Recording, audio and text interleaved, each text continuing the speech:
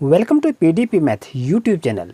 Today in this video you will see the question which were asked in the railway examination, and all these questions are important for all upcoming competitive exams.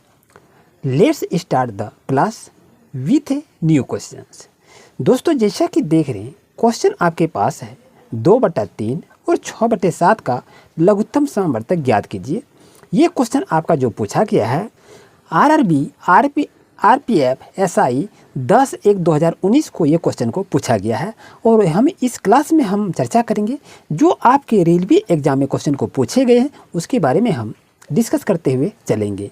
और पिछले class में हम भी question को पढ़ाए हुए हैं, description में लिंक दिए हैं, वहाँ से जाके उस वीडियो को देखें और लाभ उठावें।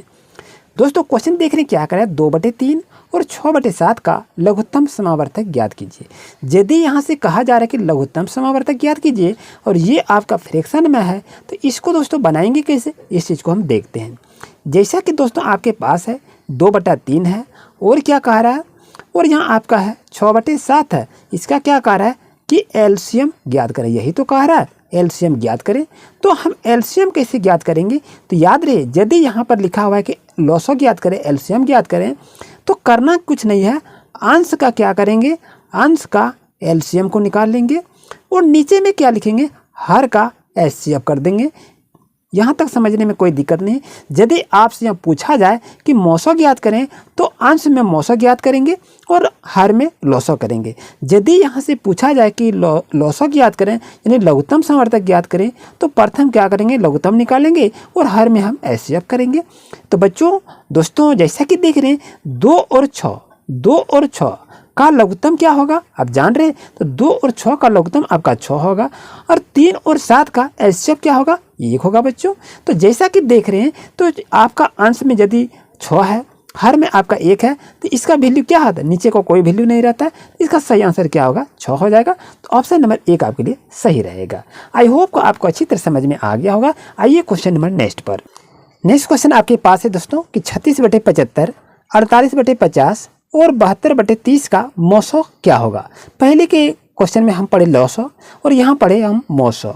तो ये जो संख्या दी हुई है इसका कह रहा है कि मौसो निम्न में से क्या होगा। तो करना क्या है, आपसे कह रहा है मौसो ज्ञात करने के लिए, तो आप क्या करेंगे 36, 48 और 72 का क्या करेंगे, मौसो निकाल लेंगे। तो 36, 48 और 72 का मौसो दोस्तों आपका क्या होगा, तो आपका मौसो 12 होगा और ये क्या होगा बट्टे में होगा।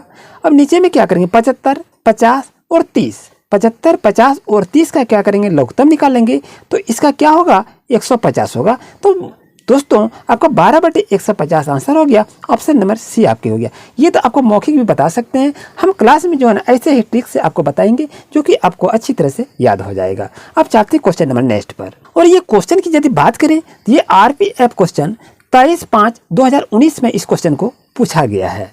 जैसा कि दोस्तों नेक्स्ट क्वेश्चन आपके पास है कि दो संख्याओं के लघुत्तम समावर्तक और महत्तम समावर्तक क्रमशः 693 और 11 है। यदि एक संख्या 99 है तो दूसरी संख्या ज्ञात करने के लिए कहा रहा है। यहाँ पर देखिए क्या कर रहा है, दो संख्या दिया है, एक लघुत्तम है और महत्तम है। कितना निकला, लघुत्तम आपका 693 है और महत्तम आपका 11 है। इसमें करें यदि एक संख्या 99 है तो दूसरी संख्या ज्ञात करें। दूसरी संख्या तो हमको मालूम ही नहीं है, तो दूसरी संख्या को कैसे निकालेंगे, चलिए इसको देख लेते हैं। ये आपको बेसिक कॉन्सेप्ट हम आपको बता रहे हैं। तो इसका फॉर्मूला दोस्तों क्या है, तो फॉर्मूला आपका है लघुत्तम समावर्तक गुना महत्तम समावर्तक, यही तो है। उसके बाद क्या होता है, पहली संख्या गुना दूसरी संख्या। ठीक है, यहाँ तक समझने में आपको कोई दिक्कत नहीं होनी चाहिए। फॉर्मूला क्या हो गया, लघुत्तम समावर्तक गुना महत्तम समावर्तक बराबर पहली संख्या गुना दूसरी संख्या। तो यहाँ पर देखिए लघुत्तम की यदि बात कही जा रही है तो लघुत्तम यदि ये दिया है तो लघुत्तम आपका कितना है 693 है। तो दोस्तों यहाँ पर क्या करेंगे, लघुत्तम की जगह 693 को लिख लीजिए। और मौसो का है तो मौसो आपका क्या है 11 है, तो मौसो की जगह हम 11 लिखेंगे, बराबर चिन्ह दे दीजिए दोस्तों।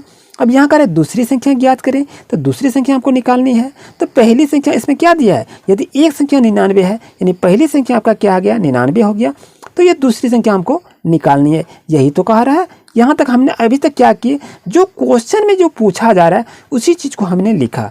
और ये जो क्वेश्चन पूछा हुआ है 23/11/2019 को इस क्वेश्चन को पूछा गया है। तो यहाँ पर इसका सॉल्यूशन करते हैं, दूसरी संख्या निकालना है। तो यहाँ पर दोस्तों क्या करेंगे, दूसरी संख्या बराबर हम क्या लिख सकते हैं, ये आपका 693 है। तो यहाँ पर क्या करेंगे, 693 हम यहाँ पर एक साइड में करेंगे और उसके बाद यहाँ पर इसको डिवाइड कर देंगे। तो यहाँ पर क्या लिखेंगे, 693 लिख देंगे और 11 नंबर क्या होगा, 99 इसका हो जाएगा यहाँ से। तो आप यहाँ से भी इसको सॉल्व कर सकते हैं। तो यहाँ पर संख्या दिया है क्या, 693 गुना 11 को यहाँ पर लिखेंगे। अब यहाँ पर क्या 99 है ना, यहाँ पर 99 को लिख लेंगे। तो कितना हो गया, 11 नंबर 99 होगा। अब 693 आपके पास बच गया, तो 693 दोस्तों यहाँ पर लिख लीजिए और यह 99 कटा दिए, 9 आ गया। तो 9 से इसको डिवाइड करेंगे तो दोस्तों आपका आंसर क्या होगा, 77 हो जाएगा। तो ऑप्शन नंबर 1 दोस्तों आपके लिए 100% सही रहेगा। आई होप आपको ये ट्रिक आपको काफ़ी पसंद आया होगा। दोस्तों आपसे रिक्वेस्ट है, चैनल पर नए हैं तो इसी तरह से लेटेस्ट अपडेट पाने के लिए अभी चैनल को सब्सक्राइब करें। और ये क्वेश्चन जो आपके मिलेंगे 5 बजे सुबह प्रतिदिन, आपके ये क्वेश्चन ऐसे रेलवे के एग्जाम में जो पूछे गए हैं, ये क्वेश्चन आपको देखने को मिलेंगे। जैसे कि देख रहे हैं प्यारे दोस्तों, क्वेश्चन आपका है 3:4:5 के अनुपात वाली 3 संख्याओं का लघुत्तम समवर्तक 2400 है, तो उनका महत्तम समवर्तक ज्ञात करने के लिए कहा रहा है। तो इसको आंसर है 80 है, 40 है, 120 है या 200 है। ये दोस्तों RRB JEE 27/5/2019 को ये क्वेश्चन को पूछा गया है। इस चीज़ को आप जरूर याद रखें। तो चलिए इसको बनाएंगे कैसे, वो संख्या का रहा है, महत्तम निकालने के लिए मालूम तो नहीं है। तो यहाँ पर दोस्तों बता रहे हैं, बेसिक से आपको बता रहे हैं। यहाँ क्या करेंगे, माना की संख्या, यही तो निकालना है। माना की संख्या आप क्या करेंगे, इस सभी में आपका 3:4:5 है। तो यहाँ पर क्या करेंगे, 3x लिख लेंगे। उसके बाद क्या करेंगे, 4x को ले लेंगे। उसके बाद क्या करेंगे, 5x को ले लेंगे। यहाँ तक समझने में कोई दिक्कत नहीं। अब जैसा कि देख रहे हैं दोस्तों, आपका संख्या क्या कर रहा है, 3x 4x और 5x का लघुत्तम क्या हो गया आपका, जैसा कि मान रहे हैं यहाँ पर आपके पास इसका लघुत्तम निकालेंगे तो लघुत्तम आपका क्या होगा, तो 5 चौक 20, 20 या 60 हो जाएगा। तो इसका लघुत्तम कितना निकल जाएगा, 60x हो जाएगा। यानी 3, 4 और 5 का लघुत्तम मेरा कितना आ गया, 60x आ गया यहाँ पर। यानी x का माने, यानी ये क्या निकला, ये आपका लॉसो निकला, LCM निकला। इस चीज़ को आप याद रखें। चलिए आगे की, जैसा कि हम देखें आपके पास 60x आ गया, तो यहाँ पर क्या करेंगे, 60x लिखेंगे। इक्वल टू संख्या कितनी आई है, 2400। तो यहाँ पर हम लिखेंगे 2400 लिखेंगे। अब जैसा कि देख रहे हैं x की वैल्यू को फाइंड आउट करना है, तो x इक्वल टू क्या लिखेंगे, 2400 बटे यहाँ क्या है, 60 है, 60 लिखेंगे। ये 0 0 कैंसिल हो जाएगा, 6 चौक कितना हो जाएगा, 2400 का 0 है। तो यहाँ पर क्या हो जाएगा, 40 हो जाएगा। यानी कहने के बात है कि x का वैल्यू हम यदि हम निकालें तो कितना आ गया आपका, 40 आ गया। अब यहाँ पर जैसा कि देख रहे हैं 3x का हम वैल्यू हम लिए हैं, तो यहाँ पर बच्चों हम क्या करेंगे, 3x को यहाँ पर इंडिकेट करेंगे। 3x इक्वल टू यहाँ क्या है, तो 3 गुना x का वैल्यू कितना, 40 है, तो 40 को लिखेंगे। इसको गुना करेंगे तो कितना हो जाएगा, 120 हो जाएगा। जैसा कि देख रहे हैं आपके पास क्या है, 5x है। यहाँ पर क्या लिखेंगे, 5x इक्वल टू यहाँ पर 5 लिखेंगे, गुना आपका x का वैल्यू 40 है, तो 40 को लिखेंगे। 5 और 40 को गुना करेंगे तो कितना हो जाएगा, तो 200 हो जाएगा। अब जैसा कि देख रहे हैं यहाँ पर संख्या क्या आ गया है, ये 5 का लिखे, चलिए अब 4 का ले लेते हैं। ये संख्या पहले लिखना था, कोई दिक्कत नहीं है। 4x इक्वल टू क्या लिखेंगे, 4 गुना x का वैल्यू कितना निकला है, 40 निकला, जैसा कि देख रहे हैं। तो यहाँ पर क्या करेंगे, 40 को लिख लेंगे। अब 4 और 40 को गुना करें कितना होगा, 4 चौक 16, 160 हो जाएगा। यानी कहने के मतलब ये हो गया कि संख्या जैसा देख रहे हैं, हम इसका लघुत्तम क्या क्या निकाले, 120, 200 और आपका 160 आ गया। अब इसको करना क्या है, इसका अब हम करेंगे क्या कि आपसे कहा रहा है कि मौसो ज्ञात करें। तो हम यहाँ से क्या करेंगे, अब ये सभी संख्या का ये जो निकली हुई है इसका हम मौसो ज्ञात करेंगे।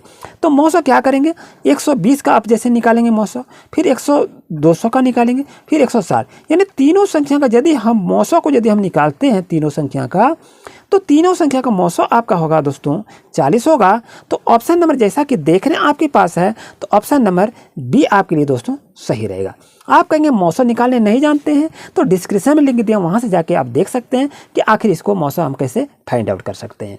यानी 120, 200 और 160 का मौसो निकालेंगे तो दोस्तों 40 होगा, जो कि आपका आंसर क्लियर हो जाएगा। आइए दोस्तों क्वेश्चन नंबर नेक्स्ट पर। जैसा कि देख रहे हैं प्यारे दोस्तों, क्वेश्चन आपका 5 नंबर है। 15:11 के अनुपात वाली 2 संख्याओं का महत्तम समावर्तक 13 है, उनका लघुत्तम समावर्तक ज्ञात कीजिए। आपके पास इस तरह से 4 ऑप्शन रहेगा और ये RRB 2/6/2019 को क्वेश्चन को पूछा गया है। RRB JEE एग्जाम में ये क्वेश्चन को पूछा गया है। तो दोस्तों इसको बनाएंगे कैसे, उनका लघुत्तम हमें तो मालूम ही नहीं है। तो चलिए इसको बना लेते हैं, देखते हैं बेसिक कॉन्सेप्ट के साथ में। तो यहाँ पर क्या करेंगे, माना की संख्या हम क्या मानेंगे, तो हम x मान लेते हैं। अब इसमें से जो कह रहा है अनुपात में दिया हुआ है, तो x जब तक हम इसमें नहीं लगाएंगे तो आंसर को फाइंड आउट नहीं कर पाएंगे। तो इसका क्या लेंगे, 15x लेंगे। उसके बाद क्या लेंगे, इसका 11x लेंगे। यही तो संख्या हुई।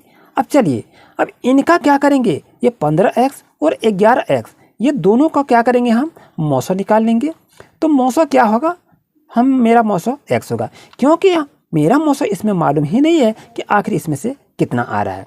चलिए यदि x की वैल्यू जहाँ तक देखें, मौसा आपका बात है, तो x इक्वल टू दोस्तों क्या होगा, x इक्वल टू 13 है, जो कि यहाँ पर दिया हुआ है। यानी दो संख्याओं का मौसा कितना है, 13 है। तो ये दोनों का मौसा कितना निकला, 13 है। और इस संख्या को हम क्या माने हैं, x माने हैं। तो इसका मौसा क्या आ गया, 13 आ गया। चलिए अब जैसे देखा जाए कि आपके पास 15 है और यहाँ पर 15x को लिए हैं, तो यहाँ पर दोस्तों क्या करेंगे, 15x लिखेंगे और 15x लिखने के बाद इक्वल टू यहाँ पर देंगे और ये 15 और x का वैल्यू कितना आ गया, 13 आ गया। तो दोस्तों यहाँ पर क्या करेंगे, 13 से गुना कर देंगे। अब 13 से 15 गुना करेंगे, 13 15 कितना होता है, 95 से 195 हो जाएगा। ठीक है। अब यहाँ देखिए 11x है, यहाँ पर 11x को लिखेंगे और यहाँ पर 11 को लिखने के बाद दोस्तों x का वैल्यू कितना, 13 है। तो यहाँ पर 13 को आप लिख लेंगे। अब यहाँ देखिए 11 और 13 को गुना करेंगे, 11 13 कितना होता है, 43 से 143 होता है। अब दोस्तों यहाँ पर जैसा कि देखा जाए कि ये 195 और 143 इसका दोनों का क्या करेंगे, एलसीएम निकाल लेंगे। तो दोनों का एलसीएम यदि हम निकालते हैं तो आपका 2145 हो जाएगा, जैसा कि आपको मालूम हो जाता है। 2145 जो इसका लघुत्तम निकालते हैं दोनों का, तो 2145 आता है। तो यही बच्चों आपका आंसर हो जाएगा दोस्तों। तो ऑप्शन नंबर बी आपके लिए सही रहेगा। आई होप आपको अच्छी तरह समझ में आ गया होगा। तो दोस्तों आपसे रिक्वेस्ट है, इसी तरह से क्लास लेने के लिए अभी चैनल को सब्सक्राइब करें और आपके सुबह के 5 बजे डेली अपडेट की जाएगी। ये आपका मैथ रेलवे पे जुड़े हुए महत्वपूर्ण क्वेश्चन। मिलते हैं न्यू क्लास में न्यू अपडेट। Thank you.